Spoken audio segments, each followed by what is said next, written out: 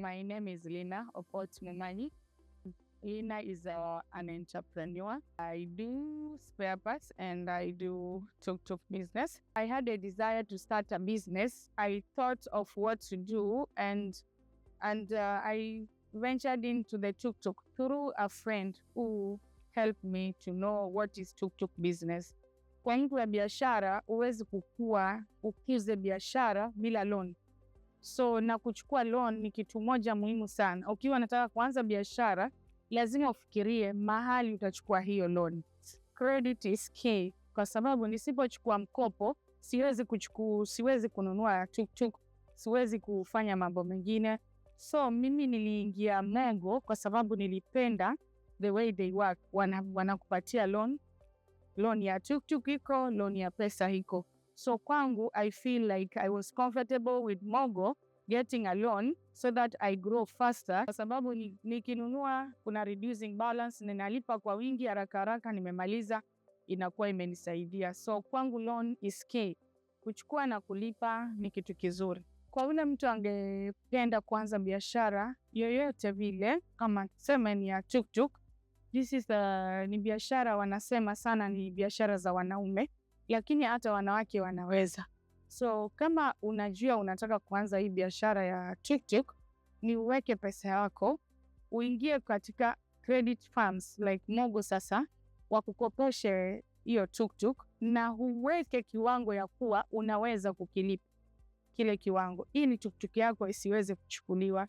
Na pia kwa akina mama sana, ni vizuri watafute mawaidha kwa wale watu ambao washafanya ile biashara, ndio wao pia wajue njia zenye zitawafanya wapate kununua hizo tuk-tuk na wapate kujua venye wanaziendeleza. Kama ninaenda kununua tuk-tuk kwa Mogo, kitu ya kwanza ninakaa na kitabu changu, sikosangi kitabu na kalamu. Ninajua ninaenda kununua tuk-tuk, ninalipa deposit ya pesa 140 ama kama ni 60,000, ninajua. So natafuta kwanza hiyo pesa, naweka kando. Nakuja natafuta, nikichukua hii tuk-tuk, nitailipa kwa mwaka mmoja. Pesa ngapi nafaa nilipe kwa siku ni hizi. Ninaangalia, nikichukua hiyo mkopo, nitaweza kulipa hiyo 6,000, 7,000. Sasa nikishajua ninaweza, ndio ninakuja kwa Mogo. Ninamwambia Mogo nipatie tuk-tuk. Lakini ninapoendelea kulipa ile tuk-tuk, nikipata pesa kwa biashara yangu nyingine, ambayo nimekuambia niko na duka, na nimeuza, niko na pesa nyingi, naona hizi naweza tumia, na kuenda kwa Mogo, na pia wananifanyia kitu inaitwa deduction. So ile deduction inanisaidia kumalizia ile loan yangu kwa haraka. Mimi napenda sana hiyo deduction, maana inanipunguzia ile loan arrears, inanipunguzia interest. Sasa mimi sana napenda hizo deduction, na hiyo ndio kitu ilinifutia kwa Mogo. Challenges ziko, challenge za pesa ziko. Saa zingine dereva labda hajakulipa hesabu, polisi amekushika. Hizo ni vitu za kawaida ambako kama umeanza biashara hii ya tuk-tuk utazipata tu. Mogo wamenisaidia sana kwa kunipatia loan, na ninajua wakati wowote ninapopata loan ninakuwa. Manake kama nikisema nitasave hiyo 500,000 ninunue tuk-tuk itakuwa ngumu. So mimi Mogo kivyangu wamenisaidia kwa kunikopesha hizo tuk-tuk. Nakopeshwa tuk-tuk, nikitaka pesa pia ninapata, nafanya mambo zangu.